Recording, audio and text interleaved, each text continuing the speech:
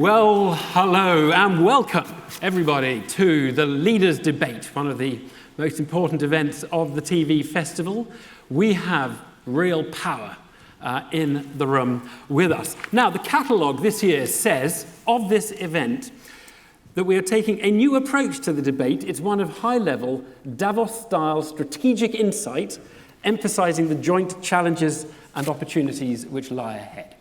I hope we can make it a little more interesting than that, but we will pursue a slightly different formula to the kind of podium-style political leaders' debate of some previous years. It is going to be a conversation chaired by me between our 5 controllers. We're not taking sort of questions from the floor with roving mics, although you are very welcome to ask questions via the app, and I will see some of them here, and we will try and take a few of those. Essentially, what we're going to do is have a conversation around some big issues on the future of channels and television, and we'll hear where these people feel their channels or portfolios of channels are going. And then we will, after we've done that, we'll perhaps get into some of the other more gritty issues of this season, like salaries and bake-off, and the McTaggart challenge that Jon Snow set us all yesterday about connecting to the nation. As I say, do ask questions via the app. You have to go to the Take Part section and work it out from there. And if you can't work it out from there, you can't take part. This is a very interesting time. It's an interesting time for television. It's an interesting time for the nation. It used to be very simple for these people. 1 channel to 5 channels competing against each other. It was all quite straightforward. Now, we don't really even think of channels as necessarily the only device for delivering content. It's got more complicated for them, and it's a complicated nation, one that is more diverse and more divided than most of us can remember.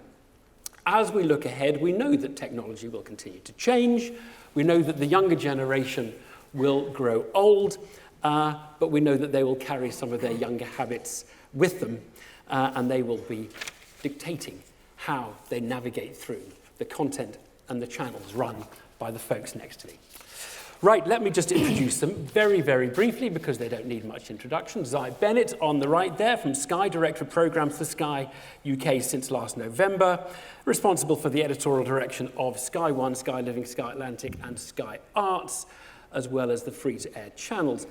Formerly Director of Sky Atlantic, Controller of BBC Three, and one who spent 12 years at ITV and commissioned Towie while there. Ben Frau is next to Zy from Channel 5, Director of Programmes there for 4.5 years.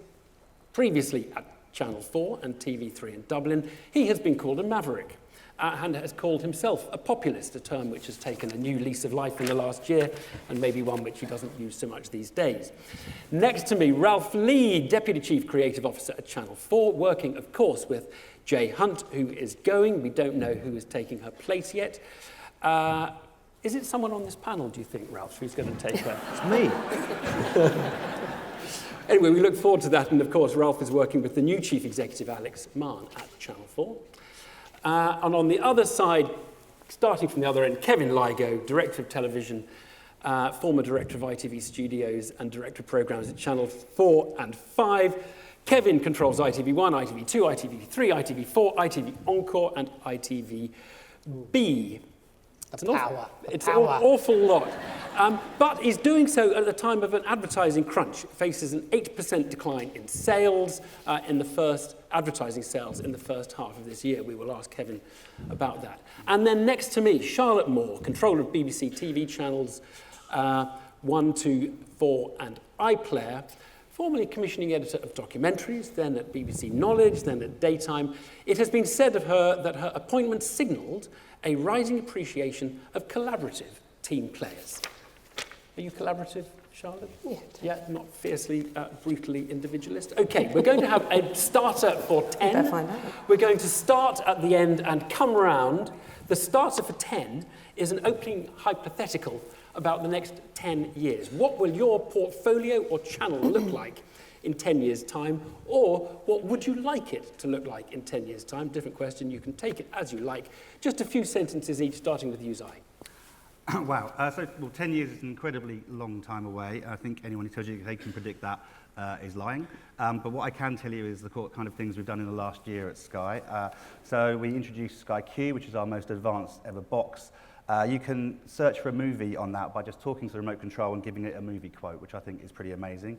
We went into the mobile phone business, but the heart of what we do and what we have always done is about content, it's about TV shows, it's about the best drama, comedy, entertainment, sports and movies. And I think that's always going to be the absolute centrepiece of what we have to do going forward in the future. Sky's always been brilliant at technology, brilliant at giving people the ways and the means to watch things how they want to, and we'll be at the forefront of that, but it's the shows and the TV that matter. Do you think you'll be part of a big American company in 10 years, or do you think you'll be an independent?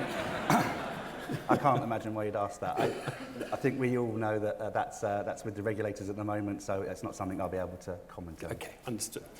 10 years' time, Channel 5, you are part of a big American company. Ben? No idea where we're going to be. I wish I did know, because then I could get there faster. I like to think we will still be very relevant, more relevant. I think the challenge is going to be making sure that we evolve, we diversify further, we're always bringing in new audience. You know, it's very challenging out there, don't get me wrong. There's a lot of competition from all different sides. But I do believe we're incredibly creative. I think we punch above our weight. And I am very ambitious for Channel 5 and its portfolio of channels still. But you think you'll exist as a channel in I don't know what it'll look like. I'm not a technical person. I can't even work the DVD. You know, I mean, I really am. I'm a content man. And really, in everything I do, I try to bring it back to content.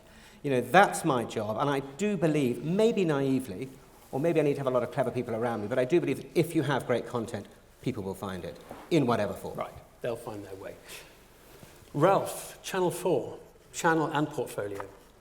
Well, it's obviously very fashionable when you look into the future to talk about digital disruption and see how much things are going to change. But, you know, we heard a lot about that from Shane Smith this time last year, and we've heard very little about Vice since. I think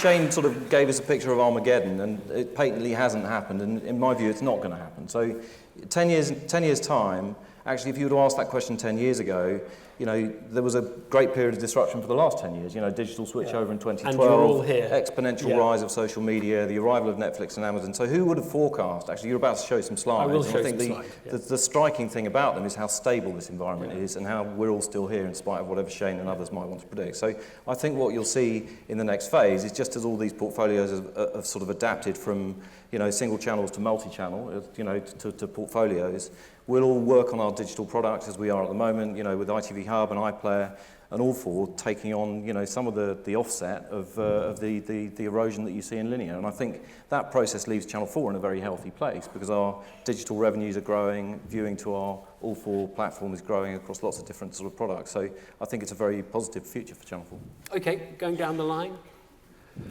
Charlotte, BBC, 10 years' time. That's the end of the charter, Of course, isn't it? having a charter that's 11 years, we will, in 10 years' time, you know, still be, I think, at the vanguard of sort of British creativity as a real sort of bastion, I hope, for the range and diversity of what we do. You know, as a public licence fee-paying service, I think that ability to continue to reach all our different audiences and be there is something for everybody on the BBC. I think we'll be continuing to embrace technology. You know, where we get to, whether it's voice recognition, new platforms, new ways of watching. I think we'll have a more personal BBC, but I think that will also go alongside, you know, we're already on that journey with a sort of more personalised service, but I think alongside that will be that ability for the BBC to surprise and delight people with programmes and content that they didn't know they wanted to have. So yeah, I mean, I think, look, television's having an extraordinary golden age. We all know, as Ben says, it's moving fast. I don't think any of us have that crystal ball and imagine exactly what it's going to be like, but all of us know we've got to keep reinventing. But what a wonderful age to be in when there's this huge opportunity. Would you like it both to for be... British content? I do think the Britishness of what we do and that we're talking to our British audience is, you know, it's pretty unique in a world where these big global players are talking to the whole world. And I think, you know, that will continue to be a big thing for the BBC. I mean, some people have suggested there might be a sort of a model for the BBC which is license and top-up subscription, so you get some extras on subscription. Would that Well, Yeah, sort of already, welcome. we have commercial arms that help put money back into the BBC and back into public service broadcasting, and that's already a model where, the licence fee pays for an enormous amount of what we do, but clearly, titles like Top Gear and Doctor Who and all the titles that bring money and revenues back into the BBC. So, of course, we will continue to maximise the impact that we can have with the funding that we have. But it's a great position. I count myself incredibly privileged at the BBC to have that secured for the next 11 years. Kevin, ITV, the portfolio there, 10 years' time, much the same? Yeah. No, look, nobody can see 10 years ahead. I'm certain of one thing only, and that is that on a Tuesday night in 15 years will be a repeat of Midsummer Murders.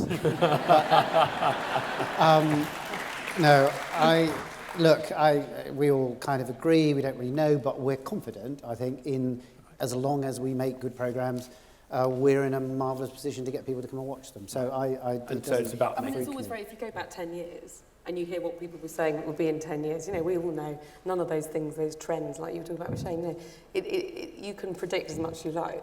And if nothing else, this ever-changing environment keeps you at the top of your game. There is no room to be complacent. We can't rest on our laurels. You are always having to think about how am I going to stay relevant, how am I going to keep engaging with viewers, how am I going to be the one that people want to come and watch. Well, look, let's go through some challenges. I'm not going to assail you with facts and data. Good God knows, facts are very out of fashion. But I'm going to just give you a few slides, which I think, in a way, set out the challenge on viewers, and particularly with younger audiences. So the first one, if we just put the first one up, shows you what's up and down in terms of weekly reach, and you'll see that live TV is down. It's not down very much. Email is obviously going. If you look at the other side, and texting is diminishing. If you look at the other side of that, instant messaging is up, paid on demand is up, online video clips up, and these are growing really very quickly in 2016. Photo and video messaging is up and streamed music is up. That's just a sort of background of where the world is going in terms of how it consumes and what it consumes. Next slide looks like a bunch of flat lines. Now, these are the shares of the different broadcasters of total television. So this is, they kind of look like broadly flat lines, but you're going to watch them decline over the next three lines. You can see that, sort of, for example, the BBC portfolio has declined from a 30% share of television to a 29% share. Not much to say there. Channel 4 looking a little more troubled, Ralph, really, with a decline from 11.5 to 10.3. But again, the numbers are small. Okay, move on to the next one. This is the actual reach, because, of course, you can talk about our share of television is holding up, but television is potentially sinking. And here you see the BBC's reach. This is average weekly reach among, adults, and this is 15-minute weekly reach. BBC down from 84% to 75% in 5 years. You see Channel 4 down from 67 to 59%. Channel 5, Ben, holding up rather better there. That's the yellow one nearer the bottom. 44 to sort of 45 down to 41. So, I mean, it's a sort of bit of decline there. Now let's do the last one. This is younger audiences. This is the same graph for 16 to 34s, and you see pretty big declines among the portfolios of those sitting here. Channel 4 aims to appeal to 16 to 34s and is down. It's the blue one, down from 67 down to 56. BBC is now below 2/3 of 16 to 34-year-olds consume 15 minutes of BBC television in a week. And the Sky portfolio is also shrinking, and Channel 5 is too. So among younger audiences there, you see quite a serious problem. So let's talk a little about how these raise challenges for all of you. Ralph, maybe for Channel 4 more than any. Yeah. Because you, and Ben, I'll put the same question to you, both of you are trying to appeal to 16 to 34-year-olds who are the hardest bunch to catch with traditional media. The first thing to say about those slides is for most industries in that period, you'd have seen the Himalayas, and in our industry, you see pretty much very stable lines with the hierarchy kind of continuing sort of as it is. So it is a very stable environment, and that's what I predict going forward. I think what those graphs also don't show is the kind of accompanying growth of digital platforms. So with Channel 4, we have a higher proportion of our viewers 16 to 34s than any other channel. It's 19%, which is also higher than the national average, which is sort of unique globally among all public service broadcasters. So obviously that means that the behavioural change that's going on with young viewers is going to affect us sort of, sort of sometimes in some ways quicker and more severely than other broadcasters.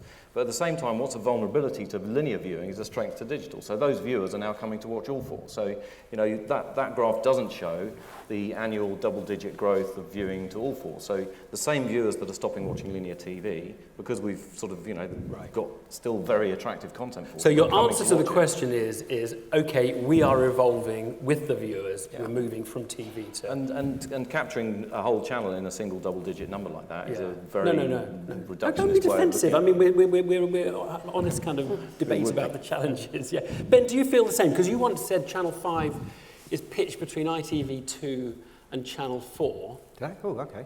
That was ITV and Channel 4, I would say. Not ITV2. Okay. But I think we're very ITV. I think we're very broad, populist, mainstream, channel. But younger audiences are key, aren't they? So you're looking for younger audiences. Well, we're looking for the youngsters. They're worth the most money. When you're a commercial channel, you want the 1634s, and you preferably want them live. That said, I'm kind of anti doing 16 to 34 skewing programmes on Channel 5, the main channel, because you tend to get a very small, pure audience, which is not much use to me. I just want volume. I want ABC Ones, I want down market, I want everybody to come to the main channel. And then we target things like 5-Star and Spike would be channels targeted for younger people. I think the point about online and digital is a really good point, a fair point that Ralph makes. But what I really think is interesting is that a year ago everyone was saying nobody's watching 1634, so I'm watching television. Love Island has proved that if you get the right programme, they will come. And none of us saw that coming. I've got Big Brother on the channel, which is declined. Still a useful programme, but this is a really good time for me to take a step back and look at a programme that was the be-all and end-all for our 1634s and go, what are we going to do? What I started to do 4 years ago was find other programmes like Rich House, Poor House, Blind Date, GPs Behind Closed Doors that would appeal to young people, that would take some of the load. So rather than having one jewel in the crown, I hope I've got a number of programmes across the main channel at least that will bring in 16 to 34-year-olds. But it's a challenge. Yeah. Kevin, why was Love Island so much more popular this year than last year? Harder bodies. It's all in the casting. I think because it was incredibly well made, which has nothing to do with me, but Richard Cowes and his team, any of us who've worked in these sort of, I apologise for looking at the worst side of me over here.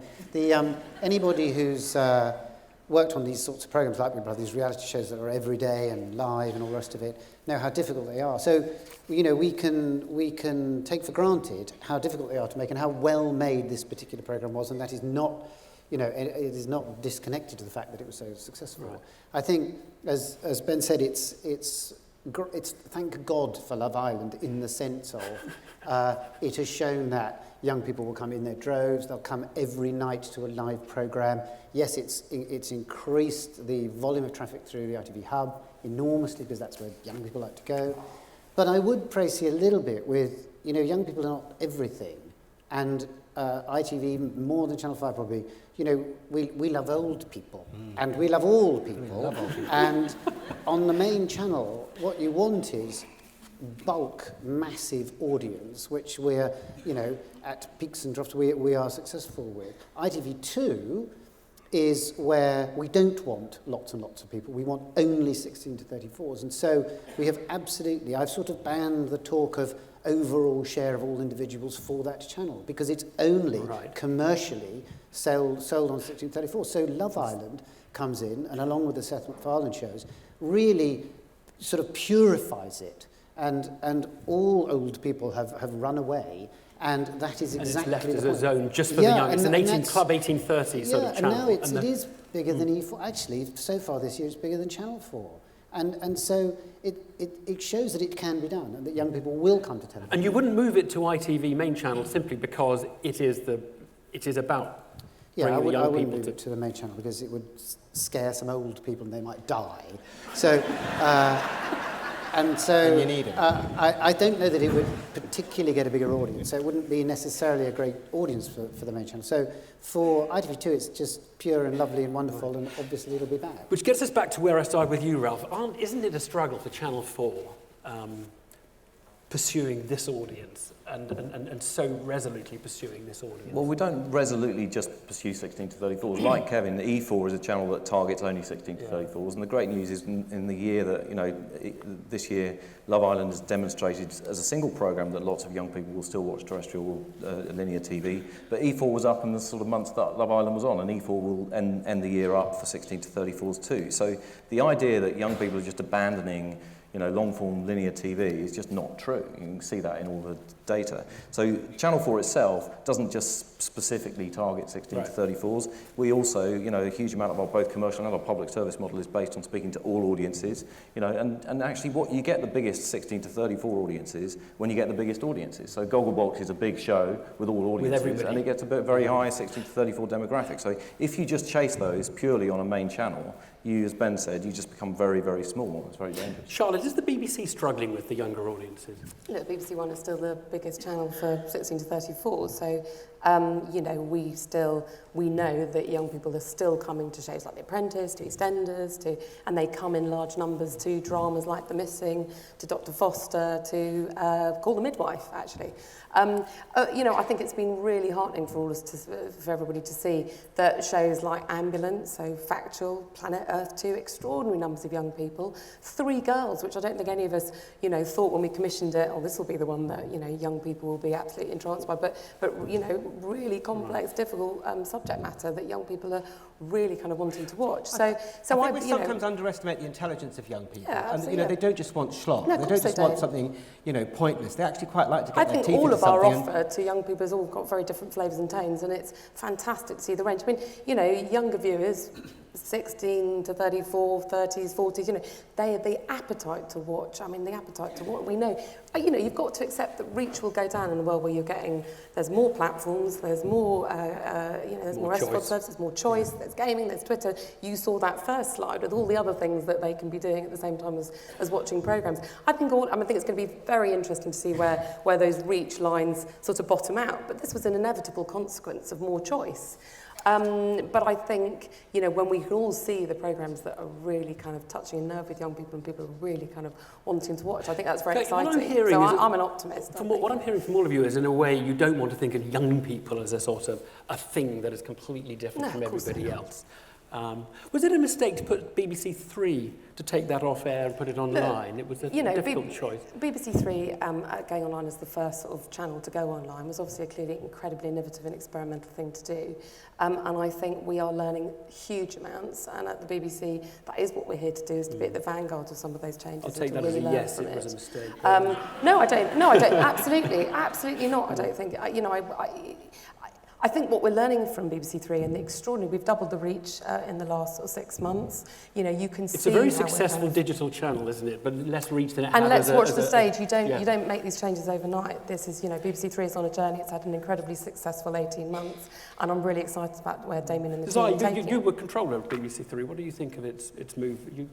I think I made my views quite clear at the time about what I thought about the move. Remind us. I think age is creeping up, Kevin. I've made my views very clear on that. I'm here today. I can talk to you about Sky. BBC 3 is there as a digital platform to make films by young people for young people. It absolutely is targeted that in a really fantastically creative, experimental way. Kevin, and the short form we're able to do by it not being a channel. It's really... I think Ben's point was really important, which is young people aren't just interested in shows about, hapless grooms and being able to put together a wedding. They want really amazing documentaries, really great social action programming, and the BBC's always done great stuff. Rich House, Poor House is probably our youngest skewing show after Big Brother. What we're able to do by not having a schedule, by not having to commission 2 hours is incredible. I think it's really important I'm able to say this. Not much ladies first going on here, really. But anyway, but no, I genuinely feel with BBC Three that what we're learning, if you think about amazing humans living differently, things not to say, the reach that there's, we're able to talk to people that perhaps wouldn't even have known about the BBC, that are coming back to the BBC. So I genuinely think it's a channel that, it's a digital platform that is doing incredibly well. I mean, it's one channel of the year, which clearly is where we get our kind of. That's kind of slightly confusing. That's what matters. But no, I think it's a huge success. So I want to move on because I want to ask Zai a sort of a difficult question for Sky. Is that basically Sky had the multi-channel monopoly, and all the changes we're talking about now, of course, mean that there is no multi-channel monopoly anymore, and it's whether Sky is what Sky does in response to that, and whether the model is broken. Well, absolutely not. I think we're a big European business, and across the last year we put 700,000 new customers on across the business. So we're growing. What we're doing is investing in super high quality television that can be people's favourite shows of the year. Our business is very different to everyone else on these platforms. Looking at those slides and so on, that's barbed data. That doesn't really reflect what we see. And we're about delivering value to a customer who pays us, which is incredibly different to what everyone else is talking about. But Now TV, which is your kind of lower price offering, is that not cannibalising your own? We don't see any evidence of that at all at the moment. No, Now TV is a fantastic way of people getting Sky with no contract. People love it. It's in exactly that price point with those other streaming services. Genuine question, are people going to still be getting TV through satellites in 10 years? Do you think the satellite will remain important? Again, 10 years, huge amount of time away. We've got an amazing customer base who have got satellites, but of course with Now TV, with internet delivery, we'll be looking at all of those ways of delivering our amazing platform and lineup. We were all pleasantly surprised with Encore, which is a channel that is terribly small and not watched much, but as the box set service for Sky has done incredibly well. So people are watching old ITV dramas, young people who just never saw them first time around, they're perfectly good, and things that are have recently been on in big numbers for Sky. And we're just sort of in a renegotiation phase with that. But it just goes, it's back to the thing that we all trot out of, if you've got good programmes, people will find it. And remember now, with even quite successful shows these days sort of 5-6 million is a big rating for all of us. That's sort of 40 million people who haven't seen it. And I'd like to tie them all to a chair and say, look at this show, it's really good. And they will enjoy it. And eventually, the long tail of these shows now is getting longer and fatter all the time. And that's only healthy for people who own their content. Okay, well, I'm trying to go through challenges for each of you. Kevin, advertising, it does seem to be struggling at the moment. Is that a temporary blip, or is there now a clear sign of a sort of secular decline in advertising? And what would ITV do about it? Yes, now I've been very severely briefed on this one. And I can't remember if perhaps you'll just forward us a memo and we'll read what No, look, one can only assume it's cyclical. It is a bit down at the moment, but ITV, remember, has made a great play over the last 5 or 6 years to rebalance the business so that we're not so dependent on the spot advertising revenue. So the studio's business is built up as much bigger now and contributes a lot of healthy revenues and profits to the company as a whole, and that mitigates against some fall down. But I think, for those of us who've been around a while in the commercial sector, you do see this quite often, and it always tends to come back. It sort of disappears first before the economy starts to clench, and then as the economy picks up, we're the first to benefit because the money comes on advertising. Advertising down, your content budget goes down, I assume. It doesn't actually. No, it doesn't? No, because we spend long and sell short. There you go. And nobody knows what that means, do because I certainly don't. But I know you it's look at true. the long term on the spending side, and you just sell what you can. The programme budget has remained pretty constant for quite a long time. So we're not seeing a kind of slashing of comedy for the next 2 years to pay for them? I promise you there is absolutely no indication. I mean, the programme budget is big, it's over £1 billion, and it's more affected by sports rights and payments for sport than anything else. So there are some years when it goes up because we've got the World Cup next year or something, and other years when it might go down a bit, but that might be related to sports events. We've sort of talked about this in very British terms. Who here is best placed to kind of deal with Netflix, Amazon, big global players coming in? I mean, in terms of that sort of grand global competition, how do you all... I think it's quite interesting when you see the big players come in with these huge war chests. You know, we hear that Apple has got £1 billion to spend on content. Netflix is spending $6-8 billion. Who knows who next? AT&T are buying Warner's. They could be in the game next. So, but what they seem to do is look at the world from the top down, and they see the very big things. You know, the things that are as big as The Crown or Game of Thrones or the Grand Tour or whatever. And now they're going after sports rights. I think that's a very, very, you know, sort of big moment that Amazon bought the ATP tennis rights ahead of Sky. So they see the world from that way up. But I think our model is very much bottom up. We work in partnership with the producers and the indies to generate new IP, to generate new ideas to our common values. So I think whether it's across scripted or across documentaries or across factual entertainment, the idea that we as a broadcaster and as broadcasters can generate new ideas, you can't take that away from us. Whereas those big things, there is always going to be an arms race for Premier League rights or for tennis rights or for golf. You know, the BBC is now going to have to license the Olympics from Discovery. You know, so I think the nimbler, kind of agile, quite adaptable model of Channel 4 is quite able to see through those changes. Let's talk a little bit about the battle for content and talent. This is the sort of second area on my list, really, of big topics facing you. So it's a more crowded market, more players in the game.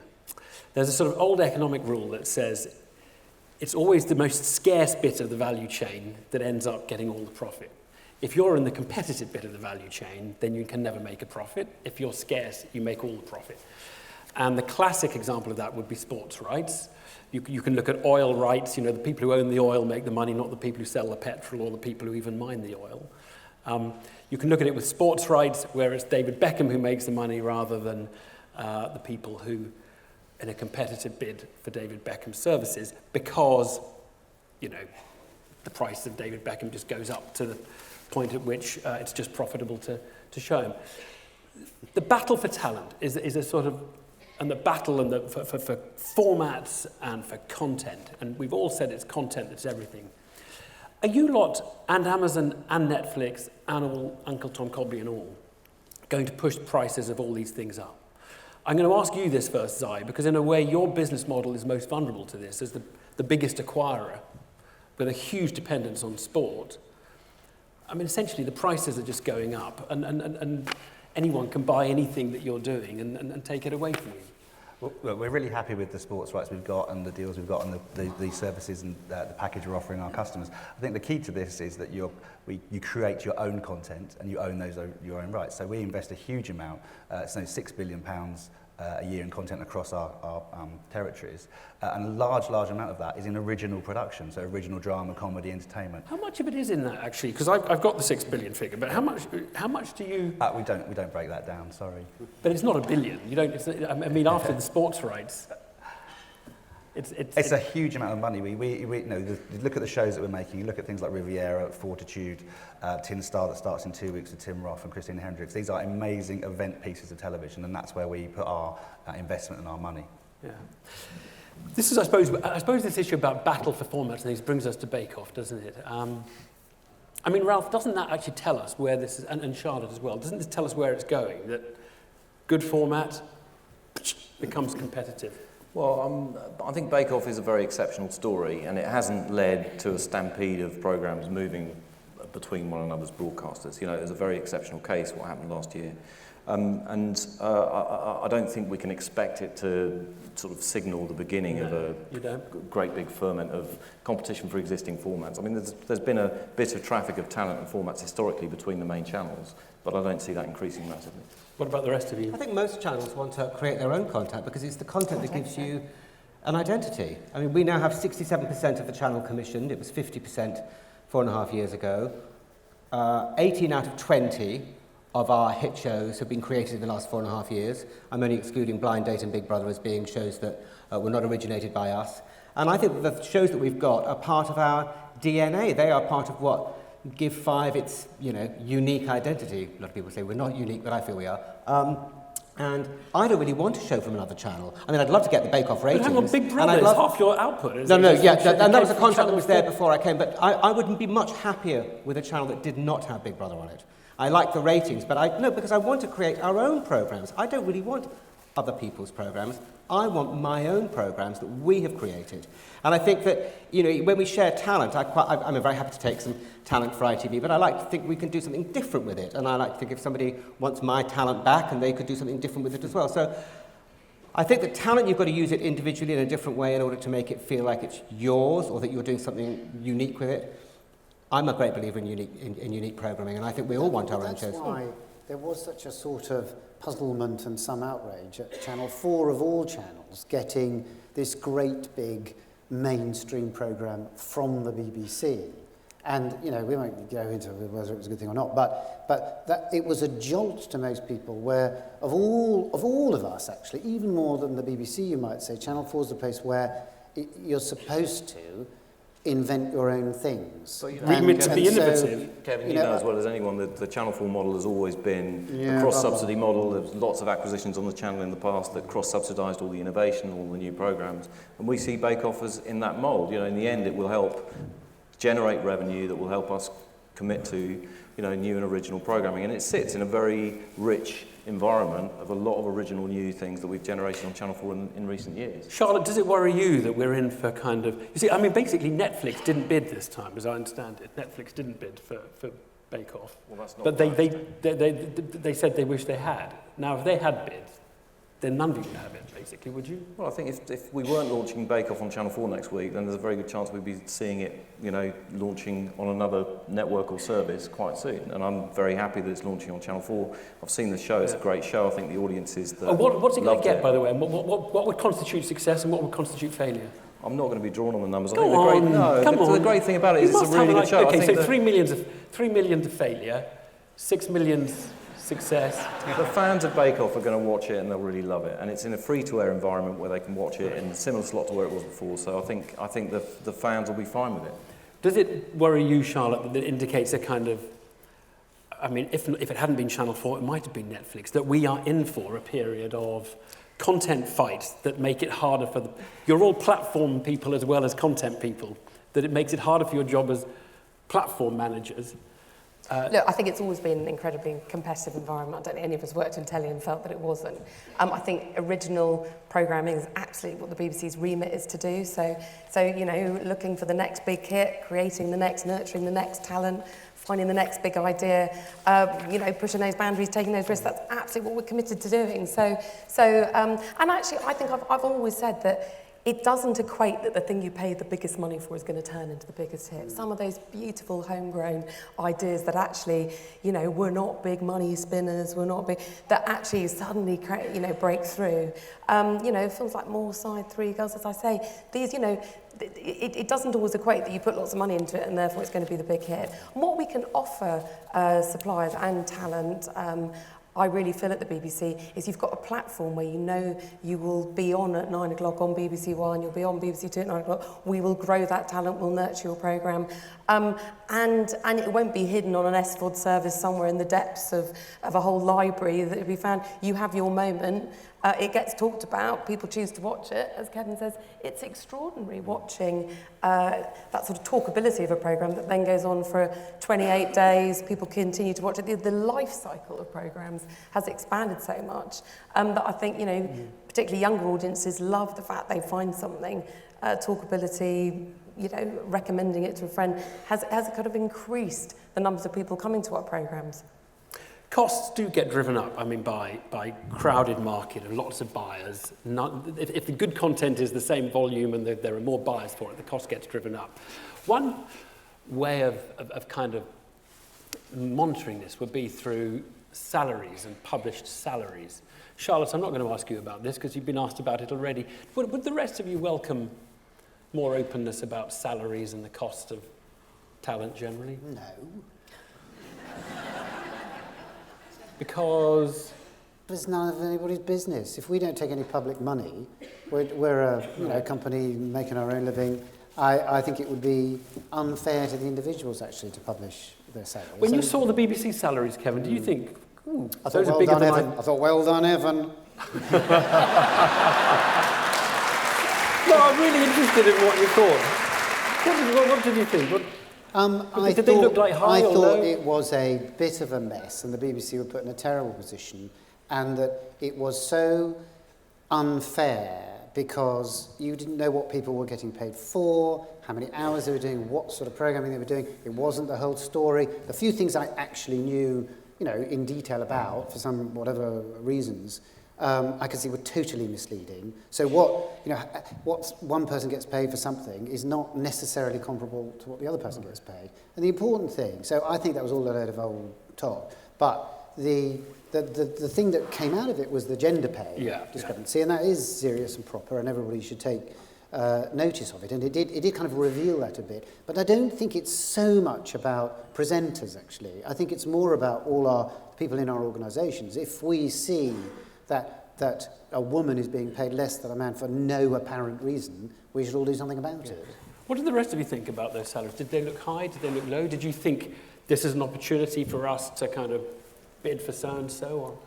I think if you're going to publish salaries like that and put them in the public domain, it can only be inflationary. It has the opposite effect of what you're saying. In an increased world of competition, it might be good for the talent and their agents, but I don't think it's good for any of us. So I think, as Kevin said, the gender thing is a genuine thing that needs to be addressed. The rest of it, I think it would be much better if salaries hadn't been published.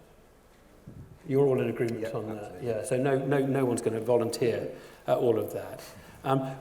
Obviously, all organisations are going to be required to publish gender pay ratios.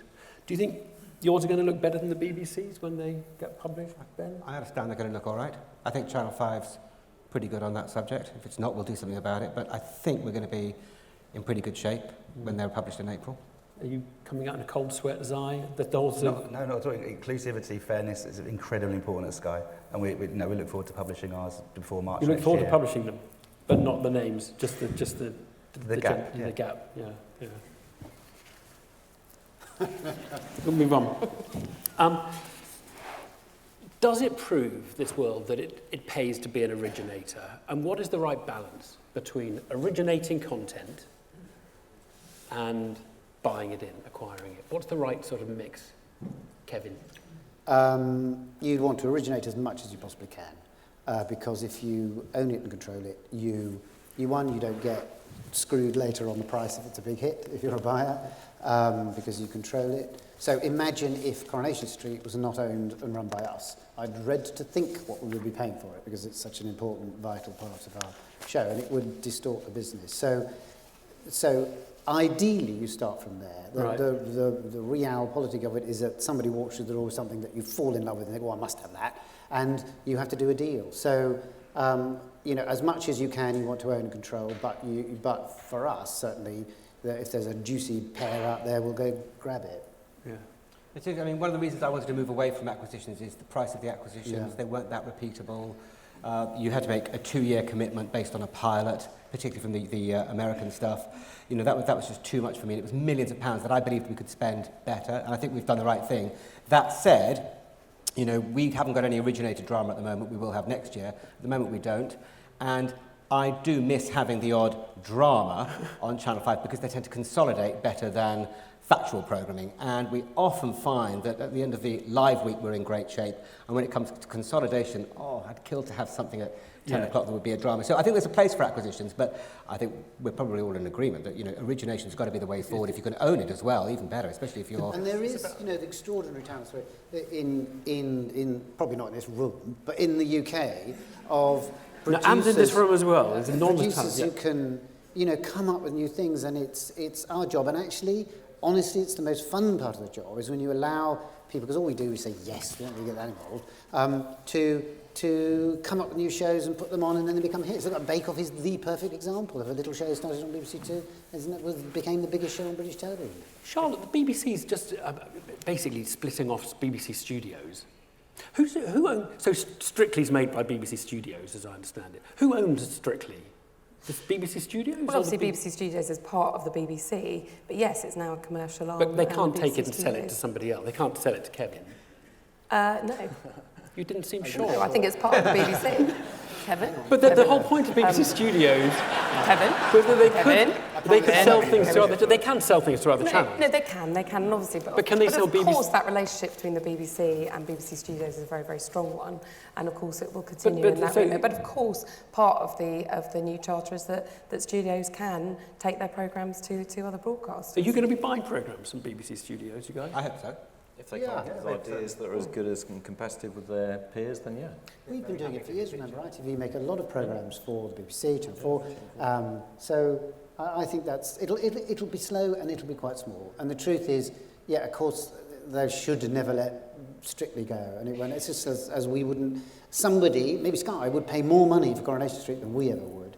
But at ITV Studios, you wouldn't dream of doing that. It wouldn't be sensible. But there are examples. There was a sitcom that Jeff Pope and Danny Baker wrote that was offered both to ITV, when I was running studio at ITV, and then the BBC wanted it. And that was a bit of a down because it wasn't a great big thing, but it was where you have to, in the end, think, as the producer, where would a sitcom set back in the 60s have the best chance of success? And we took the view then, much to the annoyance of Peter at the time, that it would be better on the BBC, and on BBC Two in particular.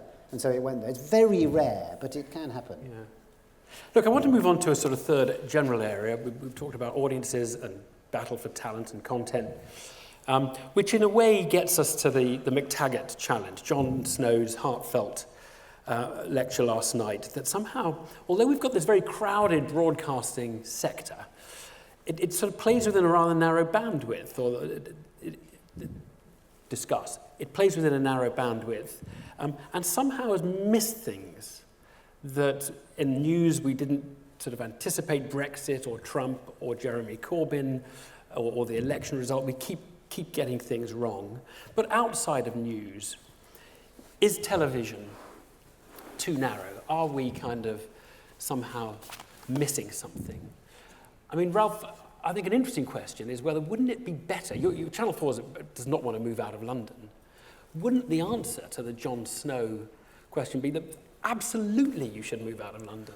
That's the first thing I think you should be it's doing. first important to remember we're not walled into Horseferry Road and have no relationship with the rest of the country. You know, that's just a fallacy. We already spend more than 40% of our programme budget outside London, and more than 50% of the hours you see on Channel 4 are made outside London. So we already have a thriving relationship with indies up and down the country and in the devolved nations. So, you know, we don't start from the point of view that everything is based in London. I think the more important thing to ask is how can we grow Channel 4 to the mutual benefit of all the producers up and down the country? Because, you know, when the government started its consultation, I went up and down the country talking to producers in different places about what do they think about this idea of Channel 4 moving out of London, and almost universally they're not very interested in where Channel 4 is located. They think London is quite convenient to them, because unless Channel 4 move to wherever their neighbourhood is, you know, it's going to be an inconvenience for Channel 4 to be in another part of the country.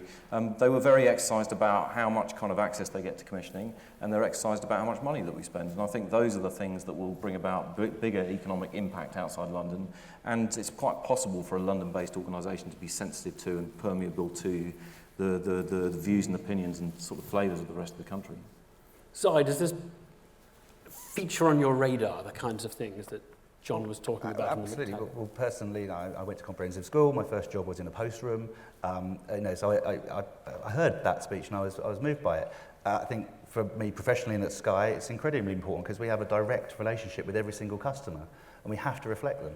It's absolutely our responsibility. And do they want the kind of thing Jon Snow's talking about, sort of more local news, more kind of gritty reality of lives that we don't often see on television?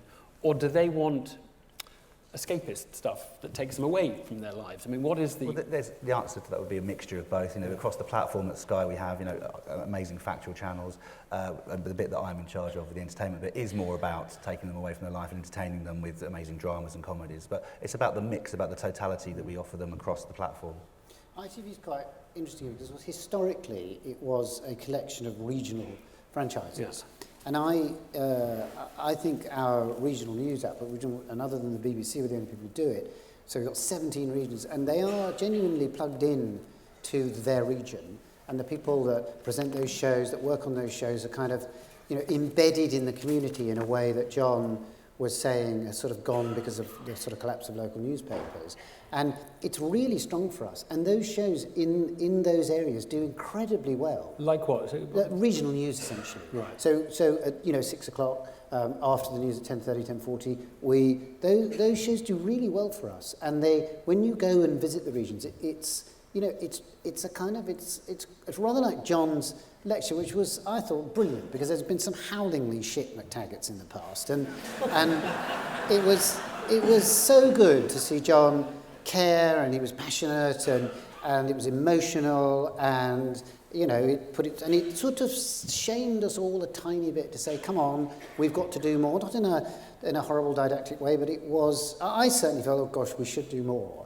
And I think spending more money in the regions is, we spend, I think, £60 million on regional news, and it kind of does pay back, because the ratings are great for us in the regional news thing. And I think it gives us a connection and a different feeling on ITV generally, because if you're in a Granada area, at 6 o'clock you're watching a slightly different programme, of course. You're watching your people talking about your area, and that's really important. Do you think, I mean, this is an interesting sort of dilemma. Do you think in broadcasting we've become very focused on a whole set of what you might call liberal diversity issues, of the Diamond Initiative, for example, of portrayal of people with colour and women and such like?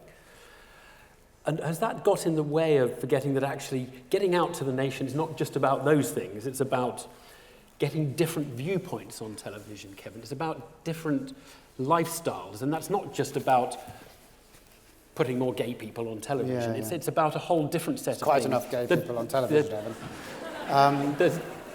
I agree with you. I think it does. I didn't say it. I'm just asking the question, by the way. But but you think that might be true? Yes, I think there are times when I feel that we're lagging a bit behind the true kind of representation of the viewers that we're going for. And it's quite interesting when the broader the programme, in all its ways, the better it does, it seems, for us. And so I think, Diamond is the first step step in this. It's not there yet, but it's the beginning of really having a sort of gold standard that we can all share about. It's as much about people that work on television, as I think on screen we're all getting better, and it's much better than it was, and everyone's very conscious and aware of it. I think off screen it is a real challenge for us to get this different voice in the room. I think for the BBC it's never been more important to reflect the nations and regions of the UK. We know, I thought John's point last night is bizarre, isn't it? We're in this socially connected world, and yet we've never been so disconnected. Yeah. And you said how divided we are, and I think we all know, in the stories that we want to tell and the voices that we want to give to the different people in the UK, it's incredibly important that we all embrace that. And diversity, I always think, is, in its broadest sense, we have to embrace that, because that is modern Britain in all its diversity of opinion and voice and talent. A vast amount of our success over the last couple of years down to the fact that we're so regional, that we always think with our commissions outside the M25. We've got initiatives to find new regional companies that we've never worked with before, to engage with them so that we can get feedback from them. We travel around the country, briefing independents, meeting independents, brainstorming with independents. I think whether it's, our obsession with Yorkshire, or, GPs behind closed doors, or rich house, poor house, that the fact that we are, it sounds trite, but I kind of mean it. We're sort of the people, by the people, for the people. I really want to stay grounded at Channel 5. But your claim is you are grounded, and that Yes. Jon Snow's point doesn't apply to you? Or No, I'm not saying it doesn't apply to me. Right. I say that we are aware of it. I think we have done some good work in that area. We can always improve. And I think when Diamond comes, I've got a slight obsession at the moment about representation. The commissioners have all been charged to look at every programme and go, is it representative as it could be? Are we doing the best we can? I want to be able to sit here in a year's time and go, we're doing really good work. Diamond will come through, it'll show us where we're falling short, and we'll do something about it. But it's not just about colour, and it's not just about sexuality, and it's not just about London. It's about people who don't have degrees, and it's about working class people. And those people need to be invited into television. I got a bit of a sneer behind the stage last year coming on for the Leaders' Debate because I hadn't got a degree. And for 4 days I went, hang on a minute, is it bad that I haven't got a degree? So I like to employ people who are talented and passionate and driven and ambitious and creative, whether they've got a degree or not, whether they've got a regional accent or not, whether they come from a white middle-class rich family or not. And I think we all do need to open our minds up a little bit. Yeah. And do you know what? It's actually, I'm afraid time has flown by. It is past, and I'm under strict orders to finish at past, because this room is intensively used. But we couldn't have ended on a better note than that, Ben, that I think captured a lot of what people are feeling post-McTaggart and in light of all the other diversity debates going on. I'm sorry, I didn't really get to your questions, did I? I really feel terrible at that. Such a shame. Partly it's that I can't actually, I have to lean forward to read them here because my eyes aren't good enough to read them without my glasses, which aren't here. But can we please thank our controllers who are terrified of this event for a great conversation. Thank you all very much. And thank you very much too.